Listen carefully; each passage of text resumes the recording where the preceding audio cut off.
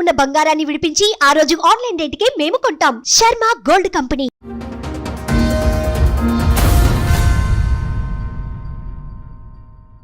ఒక అమ్మాయితో ఉన్నాడని చెప్పి హైదరాబాద్లో అని చెప్పి తెలిసింది. అమ్మాయి ఒక ఫోన్ ఖరాబ్ అయిందని అమ్మాయికి ఫోన్ ఇచ్చిపోతే అది ఆన్ అయినాక చూస్తే ఇన్స్టాగ్రామ్ లో ఇవన్నీ ఉన్నాయి.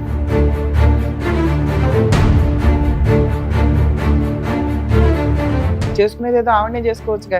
ఈ పిల్ల గొంతు కోయడం ఇద్దరు పిల్లలు. వాళ్ళిద్దరికి ఇద్దరు పిల్లలే. వీళ్ళిద్దరికైనా ఆవిడకి వేరే మ్యారేజ్? ఫస్ట్ మ్యారేజ్ అయింది ఆవిడకి ఇద్దరు పిల్లలు. ఈవిడ ఆంటీ, ఈయన తగులుకున్నారు.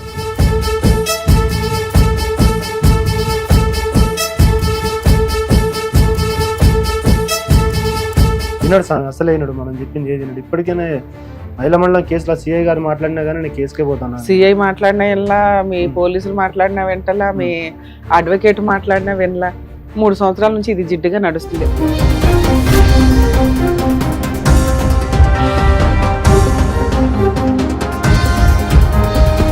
వస్తే ఓ మూల ఉండమానండి అంటే అలా ఉండదుగా. ఇంత ఎవిడెన్స్ తెలిసిన ఏ అమ్మాయి ఉండదు. అది అమ్మాయి ఇష్టం. ఓ 10 ఏళ్ళు కాపురం చేసేసిన వాళ్ళు పాపం అప్పటికి నరకం పడుతూ సర్దుకుంటూ ఉంటారు. చిన్నపిల్లని సర్దుకోమని మనం ఎట్లా చెప్పగలం?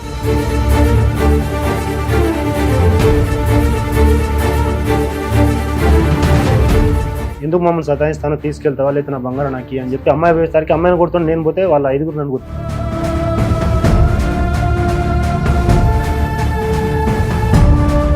హైదరాబాద్ లో ఉండి ఆవిడతో తిరుగుతాడా?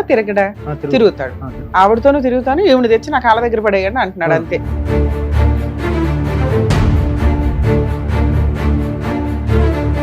ఆ రోజు కేసు కొట్టేసినాక 2 లక్షలు ఇద్దు, ఫస్ట్ వాళ్ళ బంగారం ఇవ్వను అంటే నేను బంగారం ఇవ్వను, డబ్బు ఇవ్వను, అదే రోజు ఇస్తాను, అన్ని అదే రోజు ఇస్తాను అంటున్నాడు. నోటు మీద సంతకం పెట్టినాక ఇస్తాను.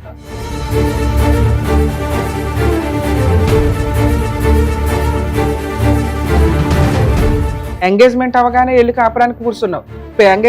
పెళ్లి మాటలు అనుకోగానే వెళ్ళి అక్కడ ఇంట్లో కూర్చొని ఉన్నావు. పెళ్లి అయిన తర్వాత 3 months కాపురం చేశారు. తప్పు చేసింది నువ్వు, పనిష్మెంట్ ఆ అమ్మాయిక?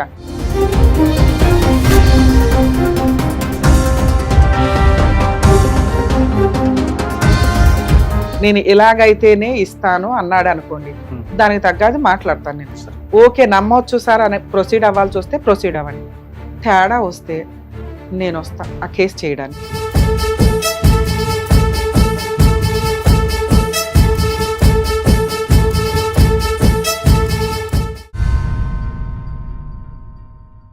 సార్ నమస్తే అండి, ఎక్కడి నుంచి వచ్చారు?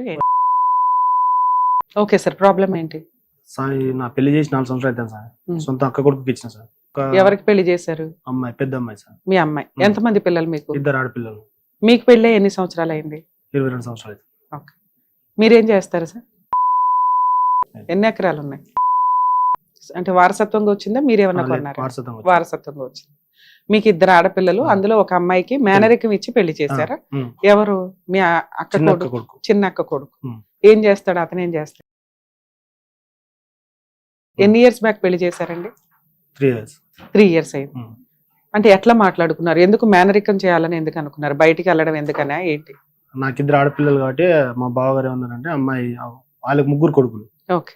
చిన్న అబ్బాయిని తీసుకెళ్లి ఇల్లేరుకం ఉంచుకో, నీకు కూడా ఎవరు లేరు కదా అని చెప్పి అంటే సరే అని ఒప్పుకున్నాను. వాళ్ళకి 3 మగపిల్లల్లో ఒక పిల్లాడిని నువ్వు ఇల్లరికమే తీసుకెళ్ళరా, నీ మనవాళ్ళు అందరూ ఒకే చోట ఉంటారు కదా, నీకు మగపిల్లలు లేరు కదా అంటే ఓకే మన ఇంట్లో అయితేనే కంఫర్ట్ గా ఉంటదని మీరు ఓకే అనుకున్నారు.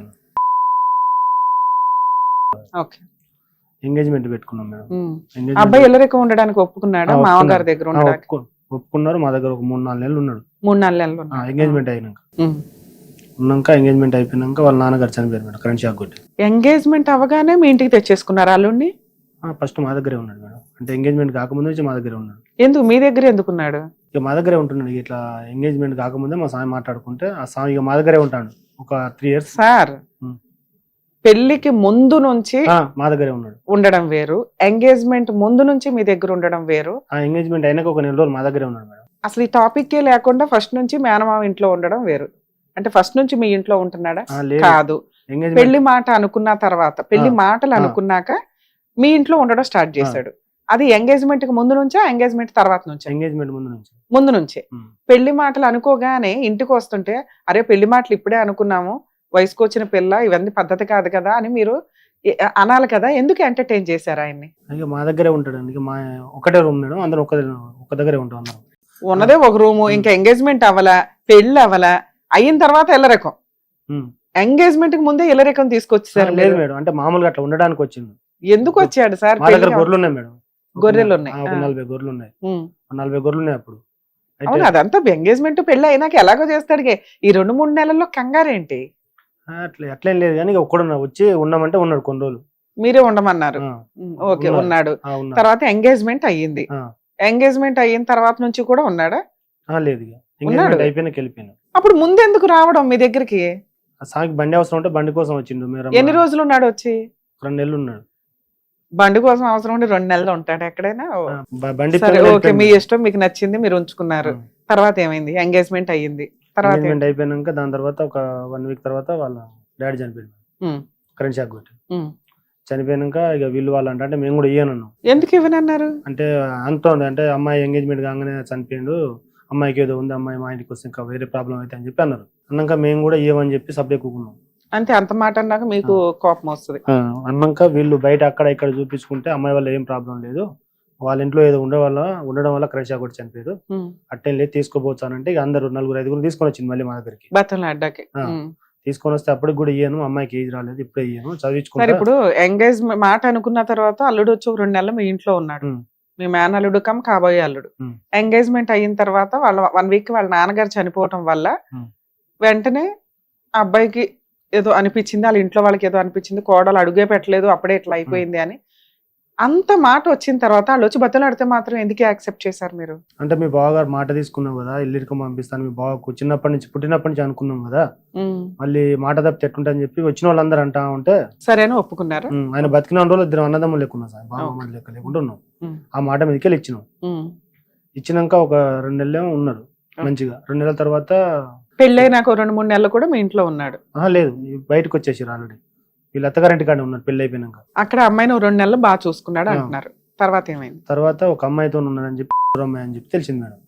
అమ్మాయి ఒక ఫోన్ ఖరాబ్ అయిందని అమ్మాయికి ఫోన్ ఇచ్చిపోతే అది ఆన్ అయినాక చూస్తే ఇన్స్టాగ్రామ్ లో అన్ని ఉన్నాయంట. ఇన్స్టాగ్రామ్ ఉన్నాయని చెప్పి అమ్మాయి అడగగానే అమ్మాయిని కొట్టిన. ఇదంతా 3 years బ్యాక్ స్టోరీ. పెళ్ళైన ఒక 2-3 నెలలకి. 2-3 నెలలు. అయితే ఇక దాని తర్వాత మేము అక్కడ ఉంటే ఏమైనా చేస్తారమ్మా వచ్చానంటే వచ్చేసింది.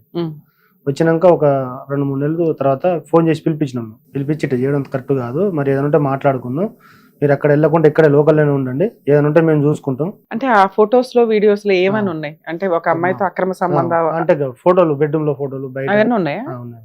మీ దగ్గర ఇప్పుడు ఉన్నాయా అవి? అడిగితే ఏమంటాడు? మీకు ఫస్ట్ నుంచే తెలుసు అట్లా ఉంటానండి, నాకు అట్లా తెలిసే మీకు ఇచ్చిరు. ఇంతకు ఆ అమ్మాయి ఎవరు? అదే ఎవరు అంటే ఏం పని చేస్తుంది, దీనికి ఎట్లా పరిచయం? కస్టమర్ గా ఎక్కిందా, ఈ జాబా? ఈవిడెవరు, ఎక్కడి నుంచి పరిచయం అనే దానికి ఒక క్లారిటీ ఉండాలి. అలా చేసుకునేది ఏదో ఆవిడనే చేసుకోవచ్చుగా. ఈ పిల్లలు గొంతు కోయడం ఎందుకు? వాళ్ళిద్దరికి 2 పిల్లలే? వీళ్ళిద్దరికైనా ఆవిడకి వేరే మ్యారేజ్? ఫస్ట్ మ్యారేజ్ అయింది, ఆవిడకి 2 పిల్లలు. ఈవిడ ఆంటీ, ఈయన తగులుకున్నది. ఏ ఫొటోస్ ఉన్నాయో ఒకసారి చూపించండి. ఏంటి ఈ కుర్రాడు ఈ అమ్మాయి? సరే సరే, ఇది తెలిసింది. తెలిసినాక అయినా కూడా పిల్ల జీవితం ఎందుకు నాశనం చేయటం అని మీరు సర్దుకోవడానికే ట్రై చేశారా? ఆ అబ్బాయి ఏమంటున్నాడు? మీకు తెలిసే నాకు ఇచ్చి పెళ్లి చేశారు, తెలిసే నాకు ఇట్లా ఇచ్చేసారు, నేను ఇట్నే ఉంటాను, నేను ఆవిడతోనూ ఉంటాను ఈవిడతోనూ ఉంటాను, హైదరాబాద్ లో ఉంటాను, నేను ఊరికి రాను, నేను ఎక్కడుంటే అక్కడికి రావాలి. హైదరాబాద్ లో ఉండి ఆవిడతో తిరుగుతాడా? తిరగడా? తిరుగుతాడు. ఆవిడతోనూ తిరుగుతాను, ఈవిడ తెచ్చి నా కాళ్ళ దగ్గర పడేయండి అంటున్నాడు అంతే. దాని తర్వాత మేము మా ఊరు స్టేషన్ లో పిలిపించాం. ఎందుకంటే మామూలుగా ఎక్కడ అంటే మామూలు కంప్లైంట్ అంటే మామూలు తీసుకెళ్ళడం లేదు, పిలిపండి సార్ అని చెప్పి పిలిపించినాం. పిలిపిస్తే పెద్ద మనుషులు అందరూ వీళ్ళందరూ వచ్చారు, కూర్చున్నారు. కూర్చున్నాక మామూలుగా ఏం చేశానంటే ఒట్టే కూర్చుంటే బాగుండదు, కొన్ని డిపాజిట్ పెట్టుకుందాం మనిషికి ₹1,00,000 అని చెప్పి అన్నా మేడం. అంటే 4-5 సార్లు ఇట్లా మామూలు రోజులు అయింది ఇంట్లో. నేను పోయి 4-5 సార్లు సమాధానం చెప్పి ఇంటికాడ దోలు వచ్చిన అమ్మాయిని ఊకెట్టే చేస్తుంటే కొద్దిగా భయం కోసం ₹1,00,000 పెట్టినా అన్న. అయితే ఏమంటున్నానంటే ₹1,00,000 పెట్టి నాకు తినికి నూకలు లేదు, పెట్టుకుంటే కేసు పెట్టుకోండి అని చెప్పి స్టేషన్లోకి వెళ్ళిపోయాడు. వచ్చిన పెద్ద మనుషులు ఎంత బతలు అన్నా కానీ ఆగలే. పెట్టుకుంటే కేసు పెట్టుకోండి, లేకపోతే ఏమన్నా చేసుకోండి అని అంటే మేము భయం కోసం కేసు పెట్టండి సార్ అని చెప్పి మేము చెప్పి బయటకు వచ్చేసినాం. ఆ రోజు కాకుండా 3 రోజుల తర్వాత మళ్ళీ పిలిపించి మరి మీ అబ్బాయిని, మీ అల్లుని ఎంత బతలు అన్నా కానీ కేసే పెట్టుకోమంటాను, అమ్మాయిని తీసుకోపోడట, మీరు ఏం చేస్తారంటే మరి అట్లా అన్నాక మీరు ఏమన్నా చెప్తే చేయండి సార్ అంటే కేసు పెడితే మార్చుతారా అబ్బా అని అంటే సరే అని పెట్టు సార్ అన్నాను. అది అయిపోయినాక దాని తర్వాత సఖీబాబు సెంటర్కి వెళ్ళాను మళ్ళీ 2 నెలల తర్వాత. అక్కడ పోతే అక్కడ పిఎస్లో కేసు అయింది కాబట్టి మళ్ళీ మేము ఏం చేయలేము సార్ అని చెప్పారు. ఓకే. అక్కడ నుంచి మళ్ళీ పిలిపించారు. సరే మరి మీ అక్క ఏమంటుంది? అక్క తీసుకెళ్తా అంటుంది, ఈయన అసలు ఆయన తీసుకెళ్ళట్లేదు. సరేలేరా పిల్లోడికి చెప్దాం ఏదో ఒకటి, కొన్ని రోజులు నా దగ్గర ఉంచు అని అంటుందా? లేదు అట్లా అలా అట్లా ఎట్లానే తీసుకెళ్దాం, ఆడి దగ్గర దింపితే మారతాడు, మార్చుకుందాం ఇట్లా చెప్తుంది ఏమన్నా? అట్లా కూడా అనట్లేదు మేడం, భయం లేదు, నేనేం చేయగలను, ఆయన తీసుకోబెట్టైనా తీసుకోబోతుంది. ఇంకా ఇద్దరు అన్నలు ఉన్నారు కదా, వాళ్ళు ఏం చెప్పట్లేదా? ఎవరి మాట వినిపించుకుంటున్నాడు. మా పెద్దన్న ఆయనకి సపోర్ట్ చేస్తుండు, చిన్న కూడా ఆయనకు సపోర్ట్ చేస్తుండు. ఎందుకు అన్నలు ఎందుకు అతనికి సపోర్ట్ చేస్తున్నారు? మీరంటే ఇష్టం లేదా వాళ్ళకి? వాళ్ళందరూ ఇష్టం, నేను ఇష్టం ఉండే వాళ్ళందరూ కొన్ని డబ్బులు పెట్టుబడిలో పెట్టి అమ్మాయి పెళ్లి చేయించారు మేడం. మరి అందరూ ఓకే కదా, మరి ఆ పిల్ల గొంతుకు వస్తుంటే వాళ్ళందరూ ఎందుకు సపోర్ట్ చేస్తున్నారు అబ్బాయికి? వినట్లేదంట, ఈయన మాట వినట్లేదట, ఎవరి మాట అయినా వినట్లేదట, నేను ఇట్నే ఉంటా అని అంటుంది. ఇప్పుడు ఇంత పెళ్లిలో 3 సంవత్సరాలు 4 సంవత్సరాల క్రితం పెళ్లి చేశారు, 3 నెలల స్టోరీ ఇదంతా. మరి ఈ 3 years నుంచి ఏం జరిగింది? అన్ని ఇట్లా తిరుగుతున్నా మేడం, పిలిపిస్తున్నా రావట్లేదు, ఏదైనా ఉంటే నేను కోర్టులో చూసుకుంటా, కోర్టులో విడాకులో పెట్టుకుంటా, అమ్మాయిని తీసుకెళ్లాను. మీరు 3 సంవత్సరాల నుంచి అమ్మాయిని మీ ఇంట్లోనే పెట్టుకొని ఉన్నారా? అన్నిట్లో తిరుగుతున్నా. ఏమేం కేసులు ఫైల్ చేశారు? ఒకటే సార్ మేడం, అది పోలీస్ స్టేషన్ కేసు ఒకటే వేశారు.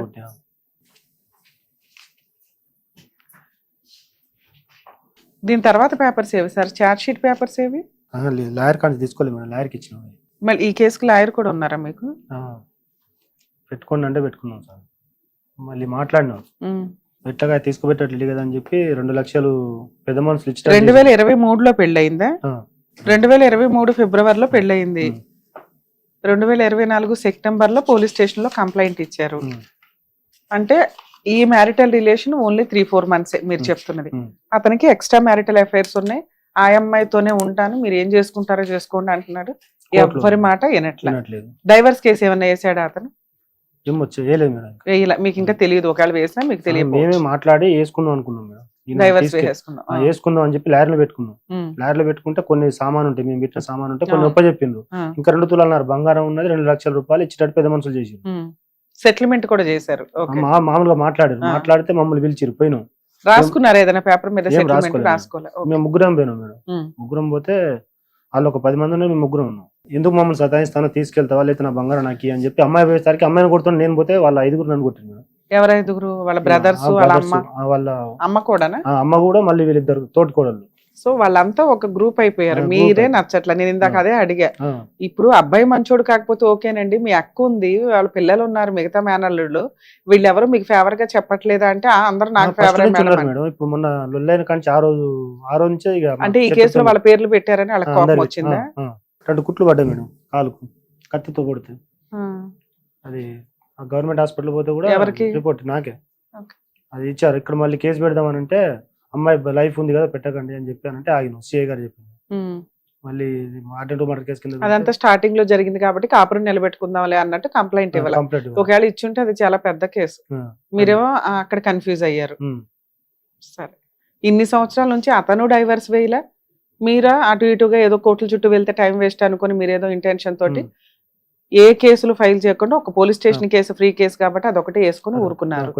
ఇన్ని సంవత్సరాలు నడిచిపోయింది. మొన్న రీసెంట్ గా కూడా ఏదో ఒక సెటిల్మెంట్ చేసుకున్నాం అంటున్నారు, 2 lakhs కి మీ గోల్డ్ మీకు ఇచ్చేసేలాగా. మీ పెళ్లి ఖర్చులు, మీరు కట్నంగా ఇచ్చిన ₹1,00,000 ఇవన్నీ కలిపి 2 lakhs సెటిల్మెంట్. అదేమైంది? అదేందుకు ఫెయిల్ ఇవ్వట్లేదు? మరి అతను ఒప్పుకున్నప్పుడు ఈ కేసు కొట్టేసినాక ఇస్తా అంటాను. అప్పుడు మీ అడ్వకేట్ ఎక్స్ప్లెయిన్ చేయొచ్చు కదా, ఈ కేసు ఎప్పుడు కొట్టేస్తారు, ఎలా కొట్టేస్తారు? 3 months తర్వాత అన్నారు సార్. ఫస్ట్ గోల్డ్ ఇచ్చేయండి, ₹2,00,000, అది పేపర్ మీద మనం నోటరీ రాసుకుని వేసుకున్నాక 3 నెలలకు వస్తుంది. ఆ రోజు కేసు కొట్టేసినాక 2 లక్షలు ఇద్దు, ఫస్ట్ వాళ్ళ బంగారం ఇవ్వనంటే నేను బంగారం ఇవ్వను, డబ్బు ఇవ్వను, అదే రోజు ఇస్తా అంటాను. అన్ని అదే రోజు ఇస్తాను అంటున్నాడు, నోటరీ మీద సంతకం పెట్టినాక ఇస్తా అంటాను. సరే, మీరు కూడా అట్లా చేయొచ్చు కదా. ఒకటి లీగాలిటీ మీకన్నా మీ లాయర్ ఎక్స్ప్లెయిన్ చేయాలి, వాళ్ళకన్నా ఎక్స్ప్లెయిన్ చేయాలి. ఇక్కడ ఉండేవి 2 options. ఫస్ట్ మీ అడ్వకేట్ చెప్పిన ఆప్షన్ కరెక్టే. ఎప్పుడు కూడా ఎట్ ఏ టైం కేసులు క్లోజ్ చేసుకుంటూ కూర్చోం, ఒక అగ్రిమెంట్ రాసుకుంటాం. ఏమని? గోల్డ్ డైవర్స్ పిటిషన్ ఫైల్ చేసేటప్పుడు లేదా 498 క్లోజింగ్, ఈ కేసు క్లోజ్ చేస్తేనే డబ్బులు ఇస్తాను అంటున్నాడు కదా. గోల్డ్ పిటిషన్ వేసేటప్పుడు, క్లోజింగ్ పిటిషన్ వేసేటప్పుడు 2 lakhs క్యాష్ ఏదైతే ఇస్తానంటున్నాడో అది క్లోజింగ్ రోజు తీసుకుంటాము అని ఇలా ఒకటి రాసుకోవడం. అతను ఏమంటున్నాడు, మీరు గోల్డ్ తీసుకొని రివర్స్ అయితే అనేది అతను ఇంటెన్షన్ అనుకుందాం. అప్పుడు ఏమనాలి, పేపర్లు వేసినంత మాత్రాన క్లోజ్ అయినట్టు కాదు.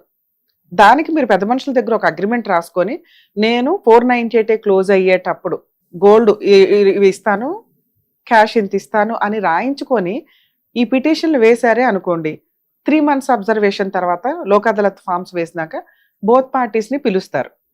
కేసు క్లోజ్ చేసేస్తున్నాను, నీకు రావాల్సిన ఏమన్నా రావాలా అమ్మా అంటే అవునండి రావాలి అందనుకో, అతను ఇస్తాడు, కేసు క్లోజ్ అవుతుంది.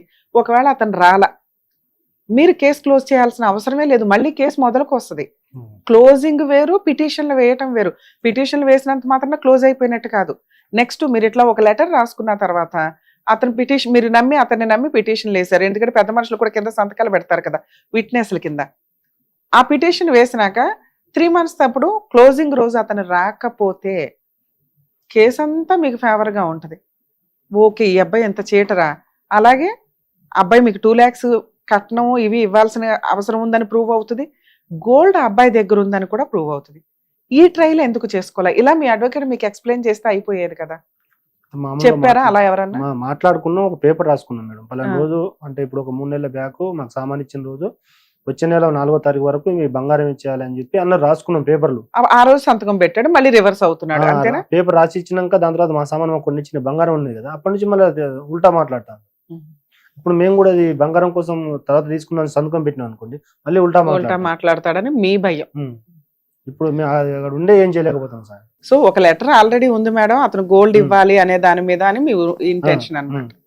విన్నాడు సార్, అసలు అయినాడు, మనం చెప్పింది ఏది విన్నాడు. ఇప్పటికైనా మహిళా మండలం కేసులో సిఐ గారు మాట్లాడినా కానీ నేను కేసుకే పోతాను. సిఐ మాట్లాడినా వినలా, మీ పోలీసులు మాట్లాడినా వెంటలా, మీ అడ్వకేట్ మాట్లాడినా వినలా. 3 సంవత్సరాల నుంచి ఇది జిడ్డుగా నడుస్తుంది. లాస్ట్ గా సెటిల్మెంట్ ఎప్పుడు ఆగిపోయింది? సంవత్సరం అవుతుంది. 1 year నుంచి వదిలేసారు, ఎవరి దారిని వాళ్ళు ఉంటున్నారు. వెళ్తా ఉన్నాం వస్తున్నాం సాయం రావట్లేదు, సెటిల్మెంట్ కి రావట్లేదు. ఇక్కడికి ఎందుకు వచ్చారు? మీరేమైనా చేస్తారేమో మరి, ఎవరితో అవ్వట్లేదు అని చెప్పి వచ్చింది సార్. ఇప్పుడు నేను సెటిల్మెంట్ అంటే ఎట్లా ఉంటుంది, మేము ఉండి నాది నమ్మండి, నేను నాది హామీ అన్న ప్రాసెస్ లో నడుస్తాం. ఒకటి వాళ్ళు మిమ్మల్ని నమ్మాలి, లేదా మనమే వాళ్ళని నమ్ముతూ లాని ప్రొటెక్టివ్ గా ఉంచుకోవాలి. మిమ్మల్ని నమ్ముతా సార్. మీరు నమ్ముతారు సార్, అతనితో నేను మాట్లాడాలి కదా. అదే ఇలా ప్రొటెక్టివ్ గా ఉంచుకున్నప్పుడు ఇన్ కేస్ అతను క్లోజింగ్ కి రాలేదే అనుకోండి, మనకి ఇక్కడ ఏం ఫరక్ పడదు, ఆటోమేటిక్ గా వెనక్కి వస్తుంది, కేసు కంటిన్యూ అవుతాం. ఒక్కసారి అలా మా వాల్యుబుల్ టైం చీట్ చేసిన తర్వాత మేము ఊరుకోంగా మిగతా కేసులు వేసుకోవాల్సి మీరు వెయ్యాలి. మీరేమనుకుంటున్నారంటే కోర్టుల చుట్టూ తిరిగితే టైం వేస్ట్, పిల్లకి ఇంకో పెళ్లి చేయాలా, ఎందుకు వచ్చిన గోలా అనుకుని ఏదో సెటిల్మెంట్ ట్రై చేస్తున్నారు. ట్రై చేయడమే 3 years పట్టేస్తుంది. ఇప్పటికీ మీకు ఒక క్లారిటీ రాలే, స్టిల్ అలాగే ఉంది. అదే మీరు ఇంకొక కేసు వేసినట్టుంటే ఈ సెటిల్మెంట్ కి అది సపోర్ట్ అయ్యేది కదా. మాకెవరు చెప్పలేదు సార్. ఎందుకు చెప్పకుండా ఉంటారు సార్? ఏ సుమన్ టీవీలో ఏ లీగల్ పాయింట్లు చూస్తున్నా అర్థమైపోతుంది కదండి. దీంట్లో ఇప్పుడు మొన్న చూసే నేను చేస్తున్నా సార్. నాకెవరు సార్, అమ్మాయి కదా, ఇంకో అమ్మాయి ఉంది, మళ్ళీ అమ్మాయి కూడా పెళ్లికి వచ్చింది. సార్ ఇక్కడ పెద్ద అమ్మాయికి అన్యాయం జరిగింది, కోర్టులకు వెళ్తే చిన్న అమ్మాయికి పెళ్లి జరగదేమో అనేది తప్పు. ఈ పిల్ల కష్టం ఈ పిల్లది, ఆ అమ్మాయికి వచ్చే సంబంధాలు అమ్మాయివి. ఈ రోజుల్లో మంచి ఆడపిల్లలు దొరక్క మగపిల్లలు సఫర్ అవుతున్నారు. అలాంటిది మీ పిల్లల క్యారెక్టర్ తోటి కరెక్ట్ గా ఉంటే కళ్ళకు అద్దుకొని చేసుకుంటారు. ఫస్ట్ వాళ్ళు ఇట్లా, సెకండ్ వాళ్ళు ఇట్లా అనే ఉండదు. నెక్స్ట్ మీ కేసు వింటుంటే కూడా అర్థమవుతుంది, మీరేమి పీకు తినాలని అనుకోవట్లే, మాకు ఇచ్చారే భయం, మేము మా పని మేము చేసుకుంటాం అనే దాని మీదే ఇక్కడ నడుస్తుంది. 2 మీ దగ్గర అతను తప్పు చేశాడు అనడానికి ఎవిడెన్స్లు ఉన్నాయి. ఊరికే ఆ పిల్లని తీసుకొని వెనక్కి వచ్చేసి కాపురం నాశనం చేయాలని మీరేమీ చూడట్లేదు. సో కాబట్టి మీరు అస్సలు టెన్షన్ పడకండి సార్, చెప్తాను నేను. చూసారు కదా, బయట సంబంధాలు మాక్సిమం అటు 7 తరాలు ఇటు 7 తరాలు చూసి పెళ్లిళ్ళు చేసుకోండి అంటారు. ఎందుకంటే దానివల్ల వాళ్ళ అలవాట్లు, ఆరోగ్య సమస్యలు, ఏమన్నా పిచ్చి పనులు కానీ ఏమన్నా ఉన్నా ముందుగా అంత ఇన్ఫర్మేషన్ తెలుస్తుంది అనే ఉద్దేశంతో కొన్ని రకాల జబ్బులు కూడా వారసత్వంగా వస్తూ ఉంటాయి. ఈ రోజున పరిస్థితి ఏమైపోయిందంటే 7 తరాలు కాదు, కనీసం ఆ ఇంట్లో ఉన్న 7 మనుషుల గురించి కూడా పట్టించుకునే పొజిషన్లో లేదు. ఆ అబ్బాయి మంచోడైతే చాలరా బాబు అని ఒక రకంగా, లేకపోతే అమ్మాయి మంచోళ్ళు అయితే చాలు, వీళ్ళిద్దరూ సంతోషంగా ఉంటే చాలు అనే స్టేజ్కి మానవ సంబంధాలు అనేవి దిగజారిపోతూ వెళ్ళినాయి. ఇందులో గుడ్లో మెల్ల మాట్లాడుకునేది ఇలా మేనరికాలు కానీ ఇట్లా చేసుకుంటున్నప్పుడు సైంటిఫిక్గా కొంత సపోర్ట్ చేయకపోయినప్పటికీ కొంచెం వీళ్ళ విషయాలకు మనం మాట్లాడితే బయట వాళ్ళని ఎందుకు, మన వాళ్ళే మన ఇంట్లో ఉంటారు ఆడపిల్ల, అలాగే అల్లుడిని ఇల్లరికం తీసుకెళ్ళమని చెప్పి బావగారు ఆఫర్ ఇవ్వడం, ఇవన్నీ కొంత మన ఇంట్లో ఉంటారన్న ఒక్క ఇంటెన్షన్ తోటి పెళ్లిళ్ళు చేయడం అనేది జరిగింది. సొంత మనుషులే అన్యాయం చేస్తే ఈయనకి ఏదైనా కష్టం వస్తే ఆ అక్క మేనల్లుళ్ళు పక్కన ఉండాల్సింది. ఆ కుటుంబం నుంచే ఒక అన్యాయం రావడం వల్ల ఈయనకి వెనకాల బ్యాక్గ్రౌండే లేకుండా అయింది. ఏ కుటుంబాన్ని అయితే అతను నమ్మాడో ఆ కుటుంబం వెన్నుపోటు పొడిచినట్టే లెక్క. ఇందులో ఇంకొక భయం లీగాలిటీ. ఫ్యామిలీ మ్యాటర్స్ ఈ రోజున కోర్టుని దద్దరిల్లేలాగా చేస్తున్నాయి. అన్ని కేసులు పడుతున్నప్పుడు దీనికి ఆల్టర్నేట్ ఏంటి అని ఆలోచించాల్సిన పరిస్థితి న్యాయ కోవిదులకి, లీగల్ డిపార్ట్మెంట్కి, జడ్జెస్కి, సుప్రీంకోర్టు జడ్జెస్కి, లా మినిస్టర్స్కి ఒక సవాల్గా అవుతుందని నేను అనుకుంటున్నా. ఎందుకంటే ప్రతి ఒక్కళ్ళు అమ్మాయి వాళ్ళు మాట్లాడితే అమ్మాయి వాళ్ళు మేము సఫర్ అయిపోయాం అంటారు, అబ్బాయి వాళ్ళు మాట్లాడితే అబ్బాయి వాళ్ళు మేము కుటుంబం సఫర్ అవుతున్నామని. ఫ్యామిలీ మ్యాటర్స్లో ఎవరి దృష్టిలో వాళ్ళే సఫర్ అవుతున్నట్టు లెక్క. బ్యాలెన్స్డ్గా బిహేవ్ చేయాల్సిన పరిస్థితి. అలాంటిది కొన్ని సంఘటన వల్ల కానీ కొన్ని ఇన్సిడెంట్లు ఏవైతే రిపీటెడ్గా సంవత్సరాల తరబడి జరిగినాయో లేడీస్కి ఇంకొంచెం ఫేవరబుల్గా చట్టాలు రావటం వల్ల కేసులు వేసేస్తూ వస్తున్నారు. ఆ కేసులు వేయటం వల్ల న్యాయం చేయడం కష్టం అయిపోతుంది. అంటే కాల్ వర్కే more than 100 కేసెస్ కాల్ వర్క్లో నడుస్తున్నాయంటే హాఫ్ డే కేసులు పిలవడానికే సరిపోతున్నట్టు లెక్క.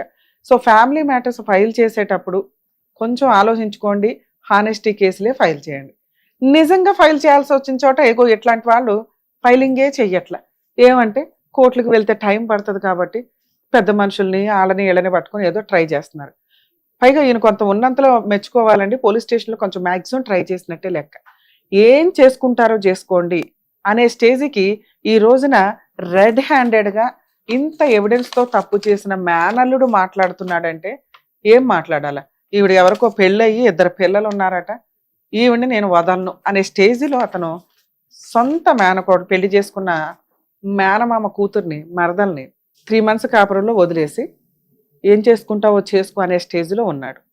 వీళ్ళ తప్పు ఏమన్నా ఉందా అంటే వీళ్ళు ఏమైనా కొట్టారా, గసిరారా, తిట్టారా? ఏమీ లేవు.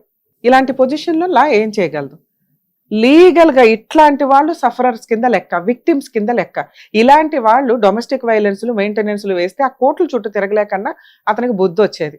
పాపం ఆయన ఏం చేస్తున్నాడంటే అక్కడ ఉన్నది మన కుటుంబమే కదా అని ఉన్నంతలో సెటిల్మెంట్లు చేయడానికి చూస్తే ఈ మాత్రం బేసిక్ ఎక్స్పెన్సెస్ మీకు అది కష్టం అయ్యి ఉండొచ్చు, కానీ ఒక ఆడపిల్ల జీవితం.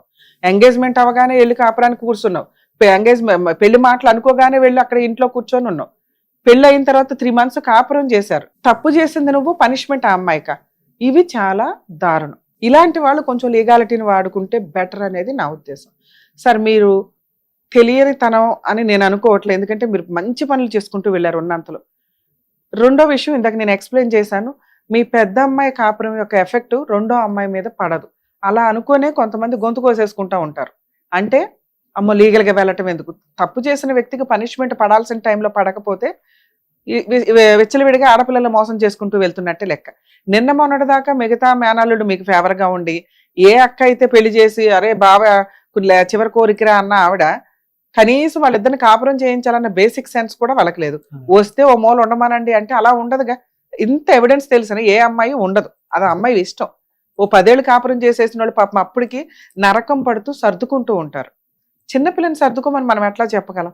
మేబీ అలా చెప్దామన్నా కూడా కనీసం అయిపోయిందిరా ఇప్పుడు రా ఇక్కడ ఉండి వర్క్ చేసుకో అంటున్నా కూడా నేను హైదరాబాద్లోనే ఉంటాను, నేను అలాగే తిరుగుతానని కరాఖండిగా చెప్తున్న వ్యక్తి ఇతను. ఇలాంటి వాడి గురించి లీగల్గా వెళ్ళి పర్ఫెక్ట్ పనిష్మెంట్లు ఇవ్వడం అనేది చాలా బెటర్. ఎందుకంటే మీరు ఒకవేళ కేసులు వేసి ఉంటే పర్ఫెక్ట్గా ఆ 2 లక్షలు ఏవైతే చెప్తున్నారో లాయర్ ఖర్చులకే అయ్యేవి.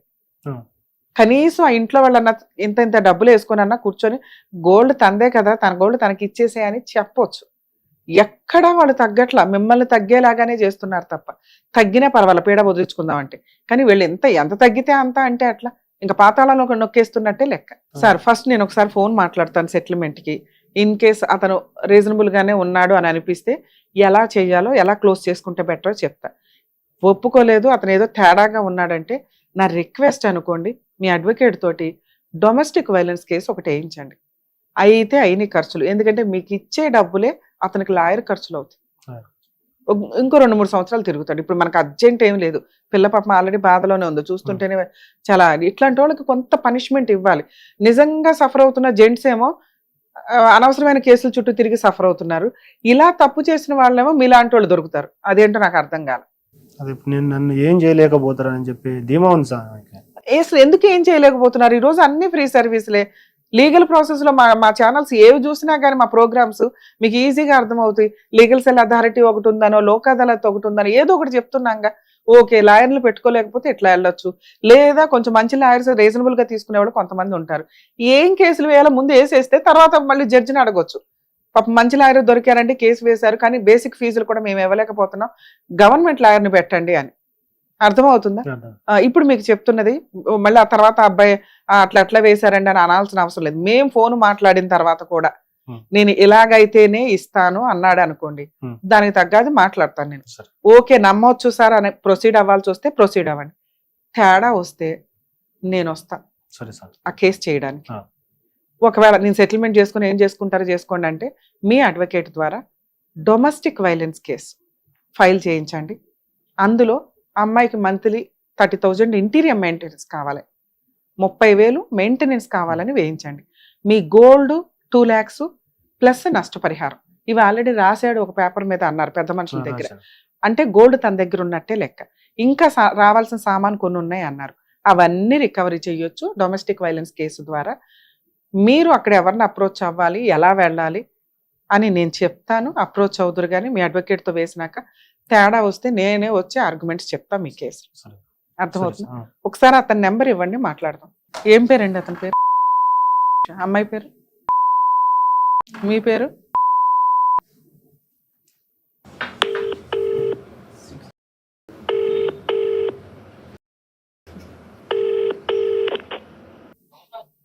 హలో.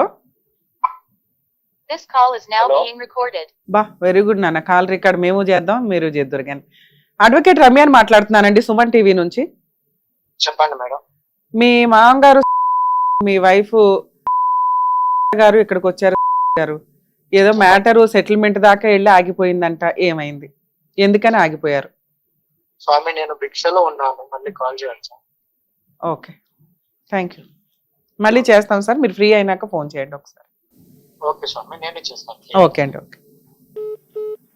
అందరినీ కలుపుకుంటాడు, వాళ్ళ పెద్ద అన్నను, చిన్న అన్నను, వాళ్ళ మమ్మీని, వాళ్ళ ఊరు సర్పంచ్ అందరినీ ఫోన్ కలుపుతాడు. అంటే ఇప్పుడు ఈ టైంలో ఏంటి సార్ మాల? మీరు ఏం మాల అది? అంజనేయ.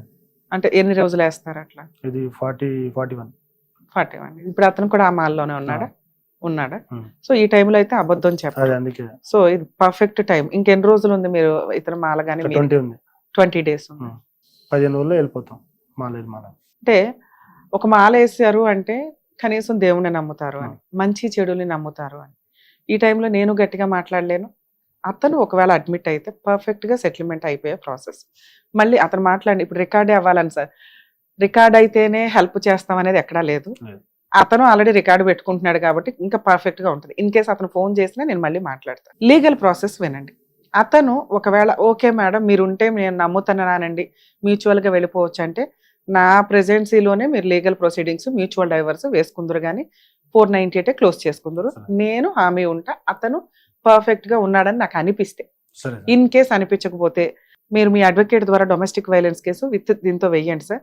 ఎప్పుడన్నా కష్టం అనిపించింది, ఇది ఇంకెక్కడ అవ్వట్లేదు మేడం అనిపిస్తే మా వాళ్ళకు ఒక్క ఫోన్ చేస్తే నేను వచ్చి మీకు సర్వీస్ చేసి పెడతాను. ఎందుకంటే నన్ను నమ్మి, న్యాయ వేదికను నమ్మి, సుమన్ టీవీని నమ్మి మీరు ఇక్కడ దాకా వచ్చారు కాబట్టి. ఇది నిజాయితీ కేసు, హానెస్టీ కేసు అని నాకు అనిపించింది కాబట్టి మీ కేసులు అంటే ఎంతవరకు ఒప్పుకునే వాళ్ళని చేసి చాలా సఫర్ అవుతున్నాం సార్. ఎందుకంటే మా ప్రాక్టీస్ మాకు ఉంటుంది. ఈ ఫ్రీ సర్వీసులు అనే దానికి గవర్నమెంట్ నుంచి లీగాలిటీ నుంచి ఉన్నా కూడా రమ్య గారు వస్తే బాగుంటుంది అనుకుంటే అన్ని చోట్లకి మేము వెళ్ళలేం కదా. ఇది కొంచెం హానెస్టీ కేసు అని అనిపించింది నాకు. మీరు పర్ఫెక్ట్ గా ఉన్నారు, అబ్బాయి తప్పు చేశాడని నేను ఫీల్ అవుతున్నాను, వదిలిచ్చేసుకుందామని అనుకుంటున్నాం కాబట్టి 90% 80% క్లైమాక్స్ లో ఉంది. ఆ 90% 2 years నుంచి నడుస్తుంది. రిమైనింగ్ బ్యాలెన్స్ ఏదైతే పెండింగ్ ఉండిపోయిన 10% ఉందో దాన్ని క్లోజ్ చేయడానికి నా వంతు ప్రయత్నం నేను చేస్తాను. ధైర్యంగా ఉండండి. లీగల్ ప్రాసెస్ అనేవి చాలా వరకు ఆలోచించండి. నిజాయితీ కేసులు ఫైల్ చేస్తే నిజంగా సఫర్ అవుతున్న ఇట్లాంటి విక్టిమ్స్ కి ఎవరైతే ఉన్నారో వాళ్ళ కేసులు కాస్త ముందుకు రావడం, ఫాస్ట్ గా అవడం అనేది కామన్ గా జరిగింది. మహిళలు ఉన్నాయి కదా అని చెప్పి అనవసరంగా జెంట్స్ మీద ఫైల్ చేయడం, నిజంగా వేయాల్సిన అమ్మాయిలు ప్రాపర్ గా పాపం లీగల్ గా వెళ్ళలేకపోవడం అనేది జరుగుతుంది. అలాగే లీగాలిటీలో డిలే ఉండడం వల్ల వెయ్యాలి కేసులు, న్యాయం కోసం ముందుకెళ్దాం అనుకున్న వాళ్ళు కూడా వెయ్యలేకపోతున్నారు. కొంచెం లీగల్ కేసులు ఫాస్ట్ గా అయ్యేలాగా డెసిషన్స్ తీసుకుంటూ, తప్పు చేసిన వాళ్ళు కోర్టుల చుట్టూ తిరగడం కాకుండా కాంపెన్సేషన్స్ ఎంతో కొంత ఇచ్చి సెటిల్మెంట్ చేసుకోవడానికి వెళ్తే మిగతా టైం అన్నా బాగుంటుంది. మాలలు వేసుకున్నారు, కొంచెం నిజాయితీగా ఉండండి. అలాగే తప్పు చేసేసినాక మాల వేసుకున్నంత మాత్రాన ఇది అవదు. ఒక ఆడపిల్ల ఏడుపు ఎప్పుడూ తగులుతుంది. ఇది కొంచెం ఆలోచించుకుంటే బాగుంటుంది.